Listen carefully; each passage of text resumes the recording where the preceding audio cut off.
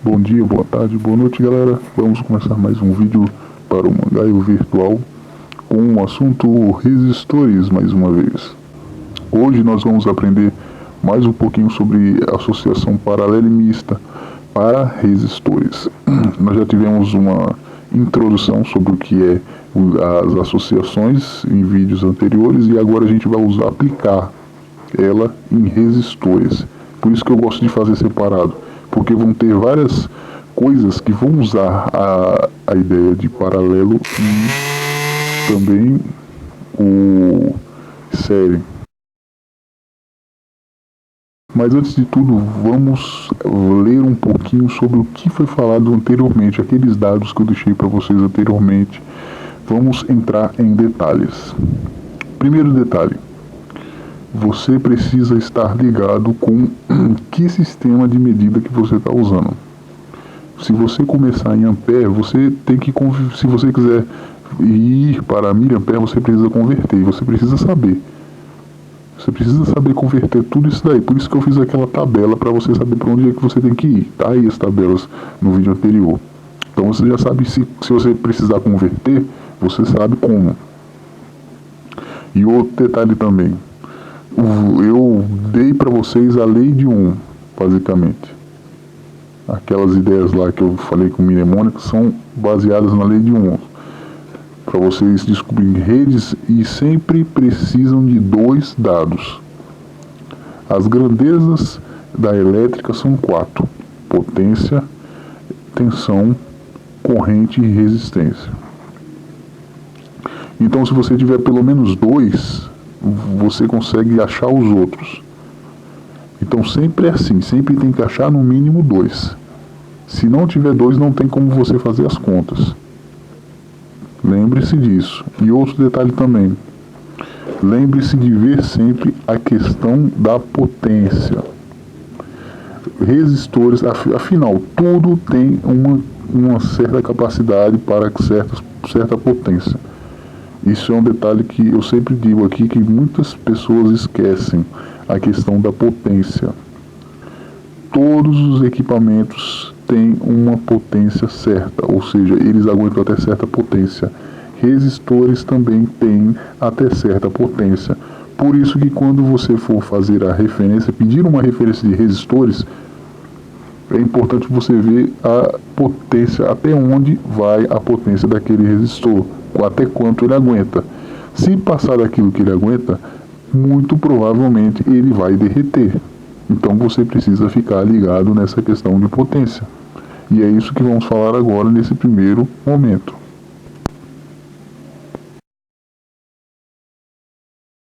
Vamos falar agora sobre redimensionamento ou dimensionamento o dimensionamento das coisas elétricas. Eu chamo assim, mas é dimensionamento, enfim. Que é quando você coloca tudo dentro dos seus parâmetros e não deixa nada sobrando. Como, por exemplo, você precisa, dentro de uma corrente, vamos dizer assim, você tem uma corrente de 5 volts e você quer que corra 25 mA naquela corrente, que seria, que você tem que se lembrar bem, que miliampere é 0, 1 miliampere, ele não é a mesma coisa de ampere. Lembre-se disso. Então ele é 0,01 ampere, 1 miliampere. Então se você fizer essa conversão, você vai ver que ele vai virar 0,025. Então se você olhar lá na tabela, você já precisa ter essa noção dessas conversões. Senão vai ficar difícil para você. Então agora, qual é a fórmula que a gente vai usar? Para calcular a fórmula, eu falei para vocês que é a fórmula de calcular a potência. E é o que? Voltagem versus corrente. Voltagem versus corrente vai dar a potência. Então se você fizer a conta 5 vezes 0,025, vai dar um resultado 0,125, que no caso são watts, ou miliwatts. Sabendo desse resultado, você já tem que dimensionar de acordo com aquilo, certo?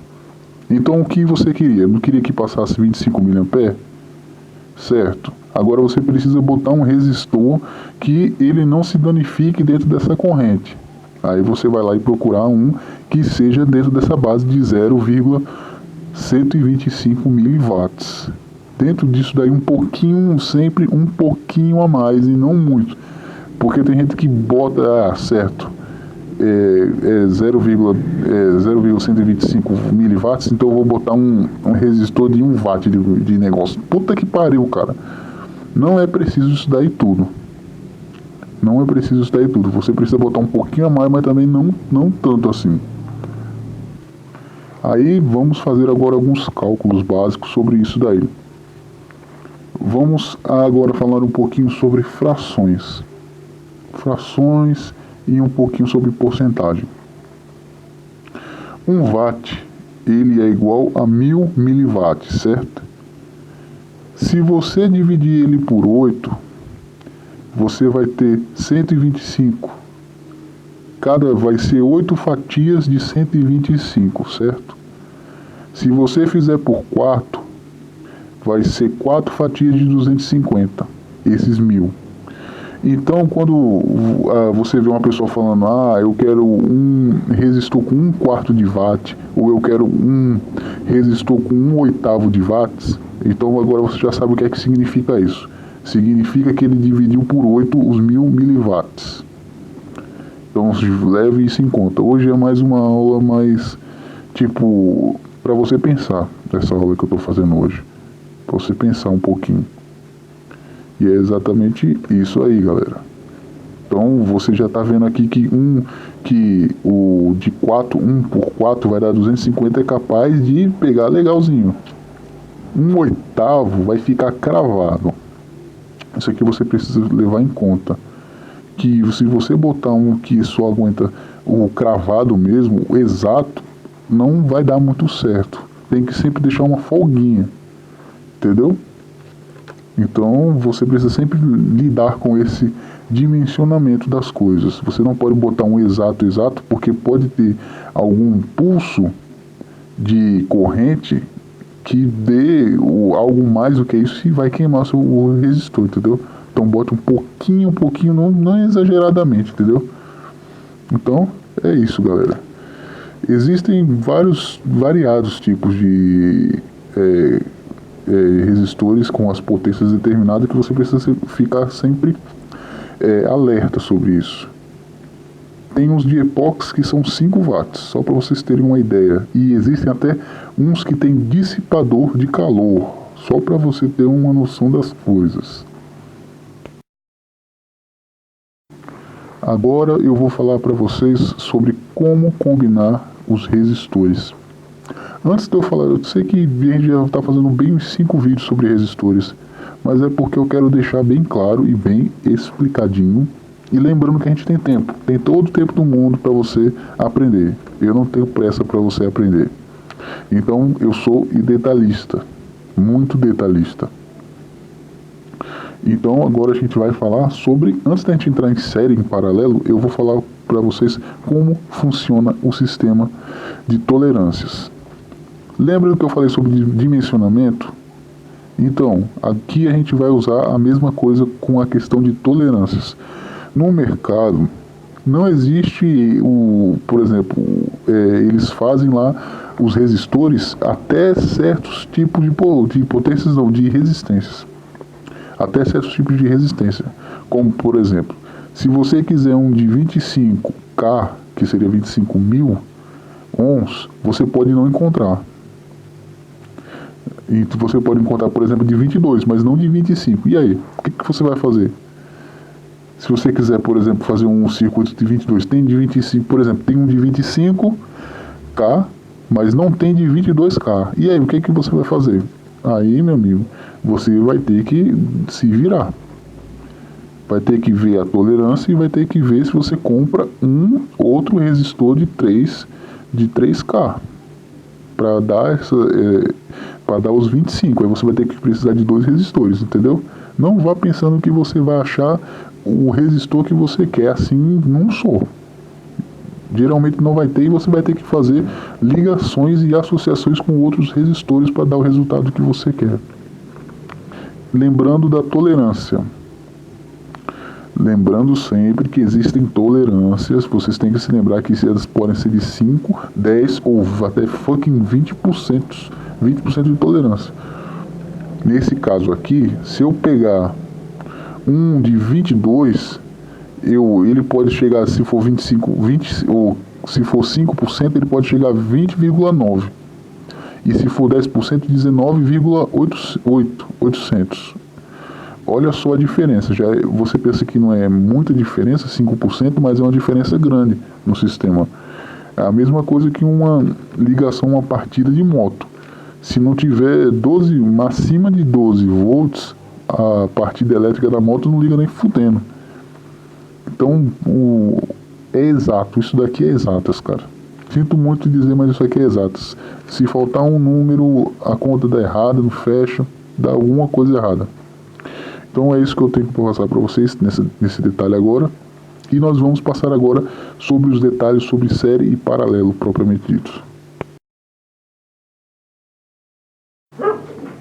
Agora que já dei a noção sobre como combinar, o jeito de você fazer, agora nós vamos falar um pouquinho mais sobre as ligações em série e em paralelo e as mistas, propriamente ditas. Ligações em série, você vai fazer a mesma coisa que eu falei para vocês naquele vídeo sobre associações. Por isso que eu fiz um vídeo primeiro falando só sobre isso. Então a gente vai usar algumas regras daquilo dali que eu falei anteriormente. Só que agora aplicado para resistores. Então no caso o resistor o que? Ele barra a entrada e dificulta a entrada, certo? A ideia do resistor é isso, dificultar a entrada. Geralmente quando a gente liga ele em série é porque a gente quer dividir a tensão. Então geralmente é isso que acontece quando a gente liga em série. E a corrente ela vai continuar a mesma, só que a tensão ela tende a mudar. Essa é a ideia de ligar em série. Mas ela obriga a corrente a passar por todos os componentes. E qual é o resultado disso, de uma ligação em série, galera? Ela aumenta a resistência total. Então, essa é a ideia. As resistências, elas somam quando entra numa resistência em série. E, geralmente, a tensão, ela muda.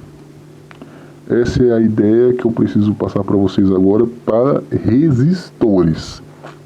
Lembre-se que a gente vai usar a ideia de paralelo e série em outros componentes, mas agora eu estou usando para resistores. E geralmente a gente divide a corrente desse jeito.